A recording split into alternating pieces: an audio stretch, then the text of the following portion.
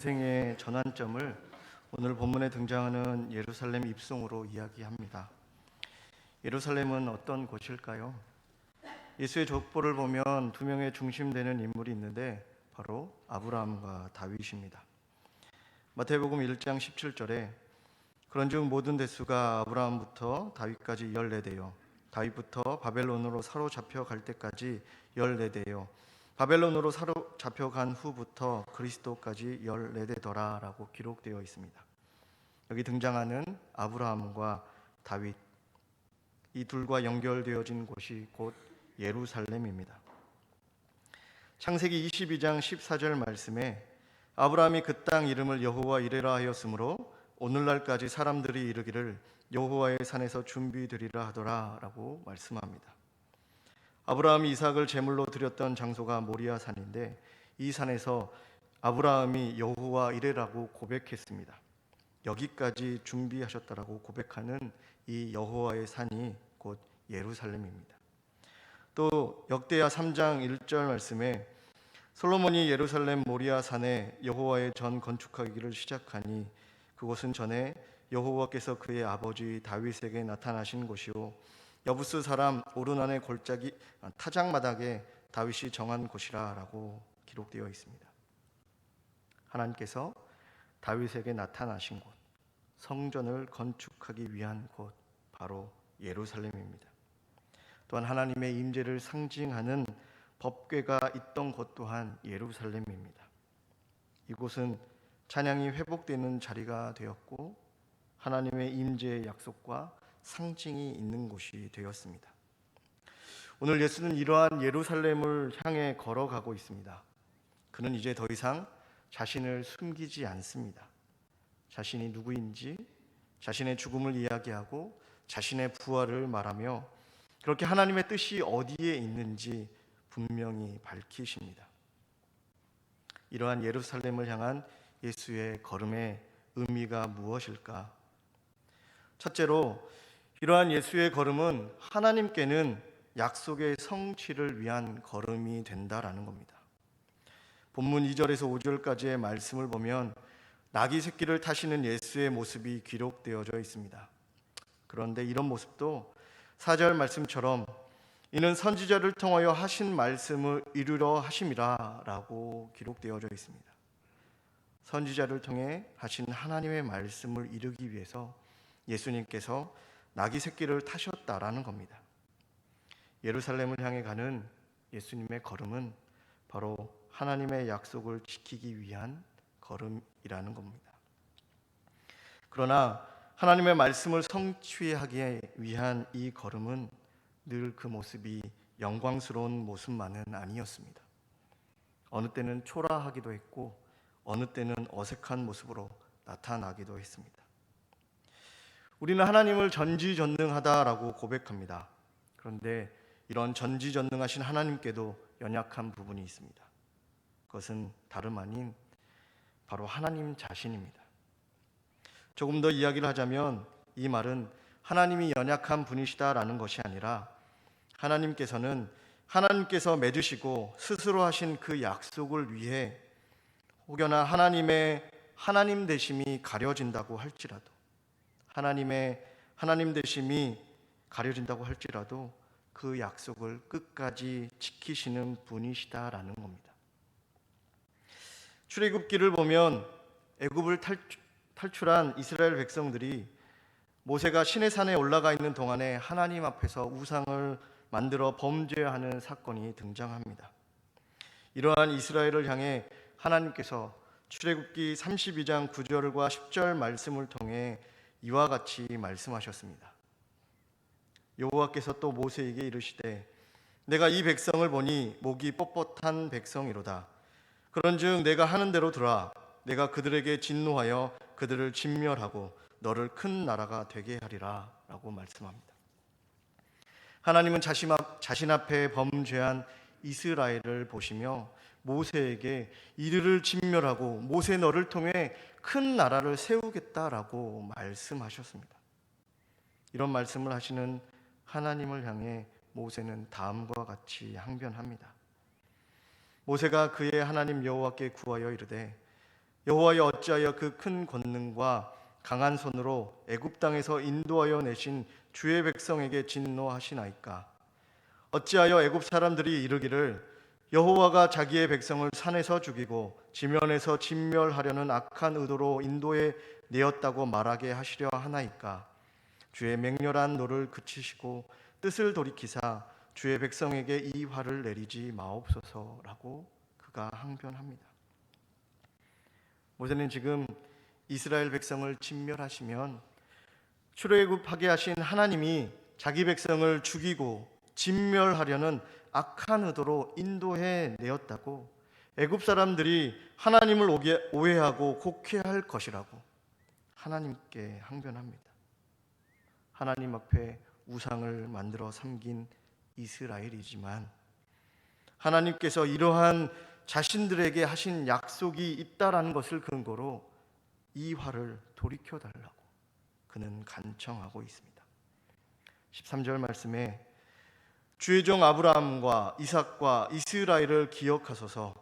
주께서 그들을 위하여 주를 가리켜 맹세하여 이르시기를 내가 너희의 자손을 하늘의 별처럼 많게 하고 내가 허락한 이 온 땅을 너희의 자손에게 주어 영원한 기업이 되게 하리라 하셨나이다 라고 하신 이 말씀으로 그는 하나님 앞에 말합니다. 그러자 하나님께서 어떻게 하셨습니까? 14절 말씀에 여호와께서 뜻을 돌이키사 말씀하신 화를 그 백성에게 내리지 아니하시니라 라고 성경은 우리에게 말합니다. 바로 하나님께서 그 뜻을 돌이키셨다라는 겁니다. 하나님께서 자신의 하나님 되심을 거역한 자신의 말씀 앞에 불순종한 이스라엘을 향하여서 그 화를 그 뜻을 돌이키셨다라는 겁니다.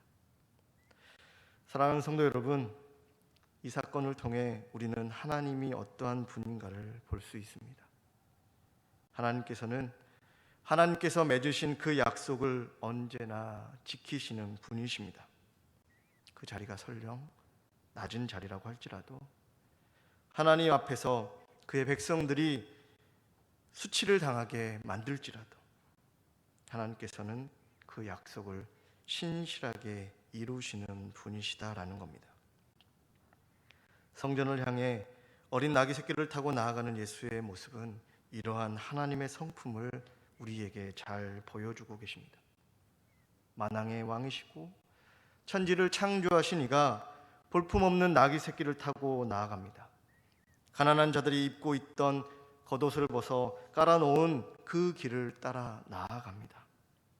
그가 무능해서가 아니라 하나님의 약속하심 때문에 나타난 사건인 것을 우리가 잊지 않길 원합니다. 사랑하는 성도 여러분, 우리는 이러한 하나님을 믿는 자들입니다. 그런데 우리는 세상 속에서 어떤 모습으로 살아가고 있습니까? 자신을 위해 스스로 낮아지시고 그렇게 신실하게 행하시는 하나님을 닮아가는 성도이길 원합니다. 성도로서의 명예가 무엇입니까? 하나님의 말씀대로 살아가기 위해 얼마나 치열하게 살아가고 계십니까?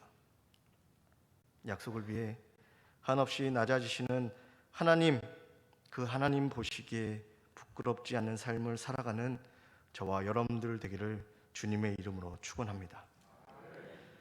둘째로 이러한 걸음은 예수 자신에게는 바로 죽음을 향한 걸음이라는 겁니다. 마태복음 26장 37절에서 39절 말씀에 베드로와 세베대의 두 아들을 데리고 가실새 고민하고 슬퍼하사 이에 말씀하시되 내 마음이 매우 고민하여 죽게 되었으니 너희는 여기 머물러 나와 함께 깨어 있으라 하시고 조금 나아가사 얼굴을 땅에 대시고 엎드려 기도하여 이르시되 내 아버지여 만일 할만하시거든 이 잔을 내게서 지나가게 하옵소서. 그러나 나의 원대로 마시옵고 아버지의 원대로 하옵소서라고 기록하고 있습니다. 우리가 너무나도 잘 아는 겟세마네의 기도입니다.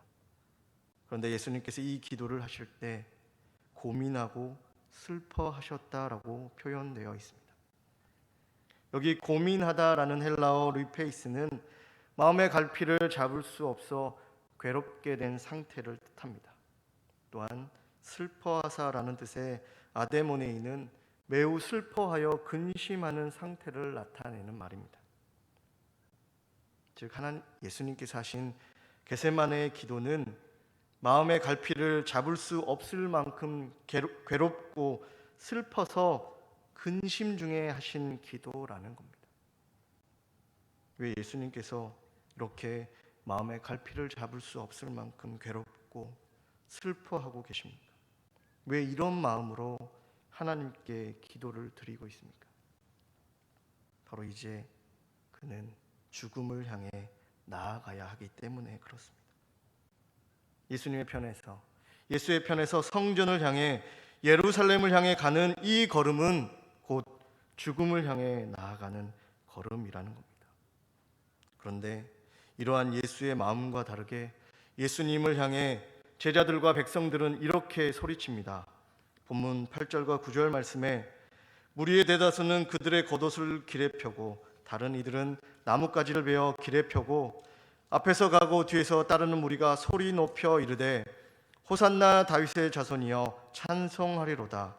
주의 이름으로 오시는 이여 가장 높은 곳에서 호산나 하더라 라고 말씀합니다.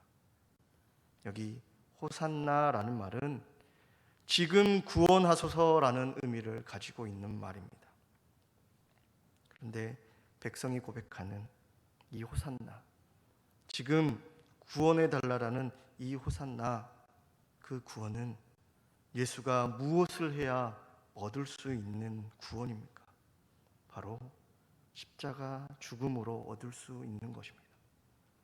우리는 앞으로 일어날 예수의 구원의 참 모습이 무엇인지 알지 못했지만 그들이 고백하는 호산나라는 말은 예수님 저희를 위해 어서 죽어주십시오라는 말과 별반 다르지 않다라는 겁니다. 그런데 주님은 묵묵히 그 길을 걸어가십니다. 이러한 예수의 모습을 보며 사도 바울은 우리에게 이렇게 이야기합니다. 빌립보서 2장 6절에서 7절 말씀에 그는 근본 하나님의 본체시나 하나님과 동등됨을 취할 것으로 여기지 아니하시고 오히려 자기를 비워 종의 형체를 가지사 사람들과 같이 되셨고 사람의 모양으로 나타나사 자기를 낮추시고 죽기까지 복종하셨으니 곧 십자가에 죽으심이라. 사랑하는 성도 여러분, 이러한 예수의 걸음을 잊지 않길 원합니다. 예수님께서 고통을 몰라서 그 길을 걸어가신 것이 아닙니다. 그가 하나님이셨기에 그저 가능한 일 또한 더더욱 아닙니다. 아니 어쩌면 하나님이시기에 죽음의 본질을 누구보다 더 잘 알고 계셨는지도 모릅니다. 그러나 그는 겸손히 그 죽음의 길을 걸어가셨습니다. 그는 겸손의 자리로, 죽음의 자리로, 자기 비하의 자리로 가시는데 지금 우리는 어떠합니까? 오늘 우리는 그 예수의 걸음을 닮아가길 원합니다. 알지만 참으시고 가졌지만 한없이 나누시는 예수를 닮아가길 원합니다. 이러한 예수의 걸음을 바라보며 고난주간 동안 다시 우리 자신을 점검할 수 있는 은혜를 누리시기를 주님의 이름으로 축원합니다. 셋째로 이 걸음은 오로지 우리를 위한 걸음이며 우리의 삶을 만들어 가시는 은혜의 걸음입니다. 오늘 말씀에 예수가 나귀를 타고 예루살렘에 들어가는 이 일을 보며 온 성이 소동했다라고 표현되어 있습니다. 본문 10절에 보면 예수께서 예루살렘에 들어가시니 온 성이 소동하여 이르되 이는 누구냐 하거늘 이라하며 예수님의 이러한 걸음을 또한 이러한 걸음으로 온 성이 소동했다라고 성경은 우리에게 말씀합니다. 그 당시 이스라엘과 예루살렘은 로마 입장에서는 매우 골치 아픈 지역이었습니다. 이곳은 매우 작은 땅임에도 불구하고 늘 로마의 지배로부터 독립하기 위해 크고 작은 밀란이 끊이지 않았던 지역이었습니다. 그래서 이곳에 총독을 파견했고 늘 예의주시했던 곳이었습니다. 그런 땅에 소동이 일어났습니다. 그 땅을 지배하는 지배자들의 입장에서 예수의 걸음은 불편한 소동이었습니다. 하지만 이런 예수의 걸음은 예전이나 그리고 지금이나 또한 앞으로도 우리에게 구원을 베푸시는 은혜의 걸음이라는 사실은 변하지 않는다라는 겁니다. 서두에서도 나눴지만 아브라함은 이삭을 바치라는 하나님의 시험을 통해 여호와 이레를 고백했습니다. 이 고백을 이해하기 위해서는 창세기 12장 1절의 말씀을 우리는 주목해서 볼 필요가 있습니다. 1절 말씀을 보면 여호와께서 아브라함에게 이르시되 너는 너의 고향과 친척과 아버지의 집을 떠나 내가 내게 보여줄 땅으로 가라고 말씀하십니다. 하나님께서 무엇을 말씀하십니까? 바로 아브라함에게 보여줄 땅, 그 땅으로 가라고 말씀하십니다. 하나님께서 땅에 대해서 이야기하십니다. 그런데 이 말씀에 나오는 땅을 우리가 지역적으로만 이해한다면 우리는 이 말씀을 절반만 이해하는 것입니다.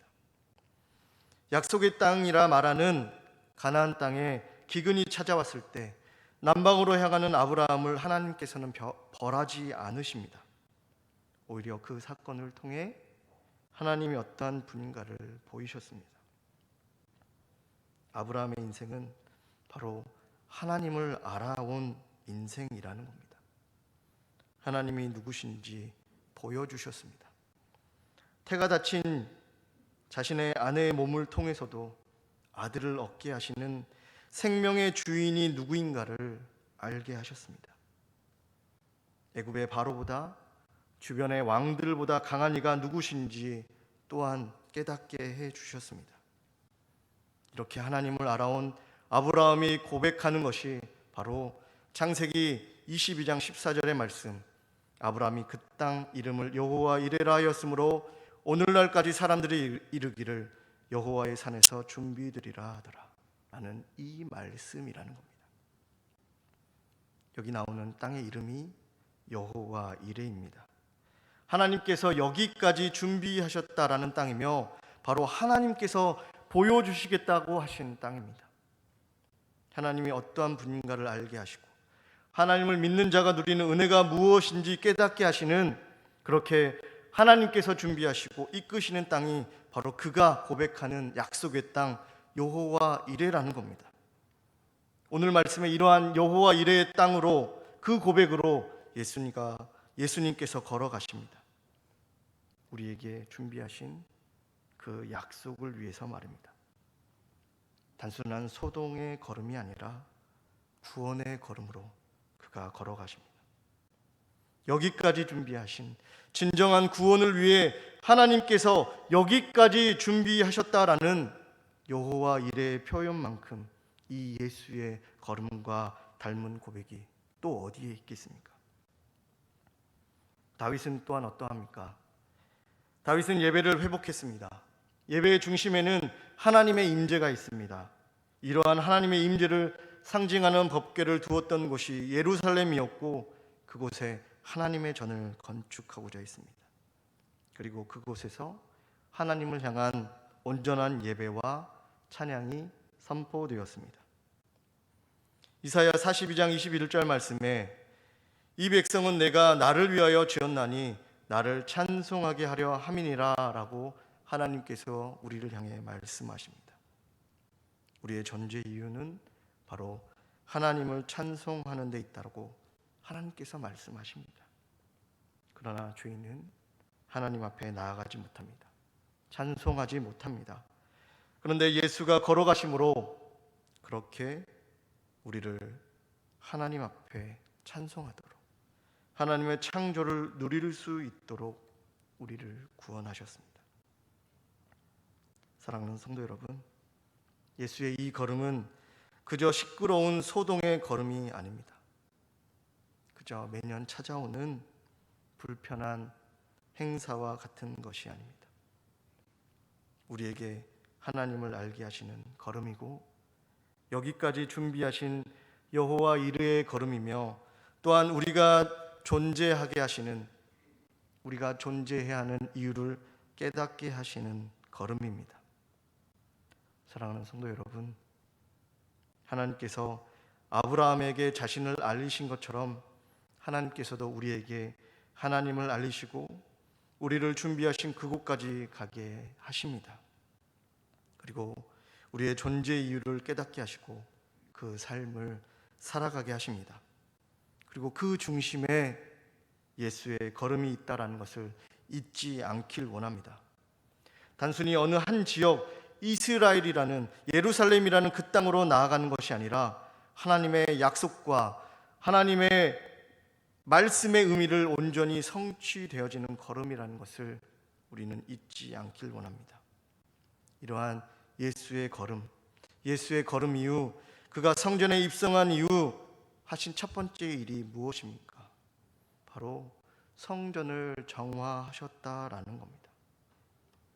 예수님의 그 걸음이 우리를 하나님께서 준비하신 자리까지 인도함을 믿는다면, 우리를 다시 하나님의 창조의 목적으로 회복해 하신다면 이제 우리가 해야 할 일이 무엇이겠습니까?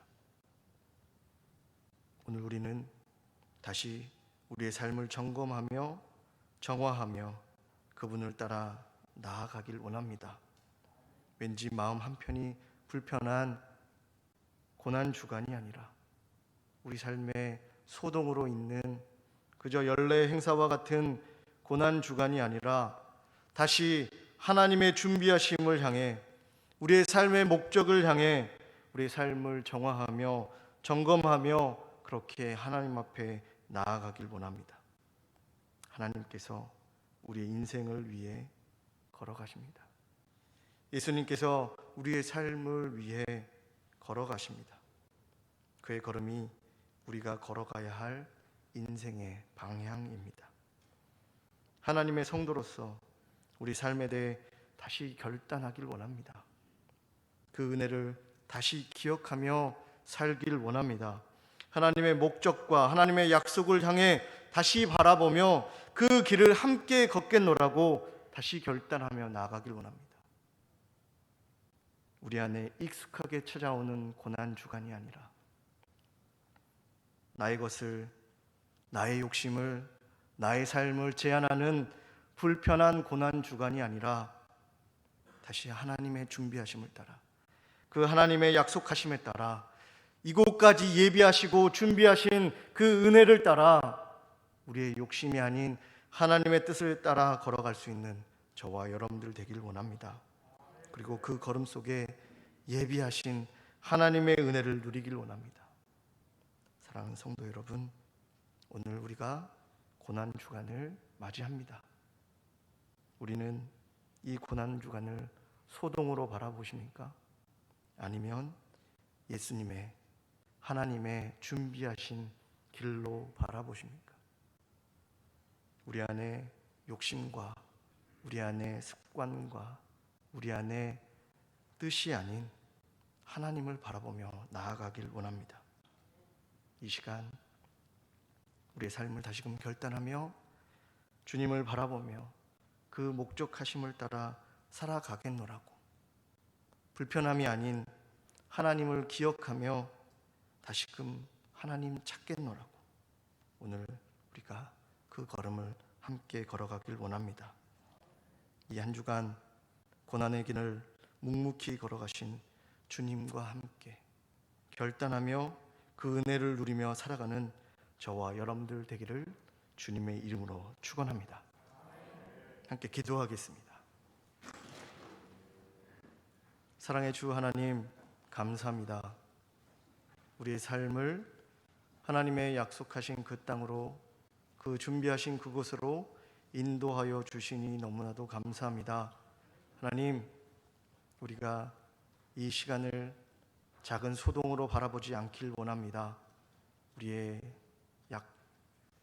습관과 우리의 욕심과 우리의 뜻이 아닌 하나님을 바라보며 하나님이 어떠한 분인가를 기억하며 다시금 그 걸음을 걷길 원하오니 주님, 저희 가운데 은혜의 삶 되게 하여 주시옵소서. 시간 더욱더 주님 앞에 결단하며 나아가오니 이 결단이 무너지지 않게 하시고 하나님께서 허락하신 그 놀라움을 경험하는 저희들 되게 하여 주시옵소서.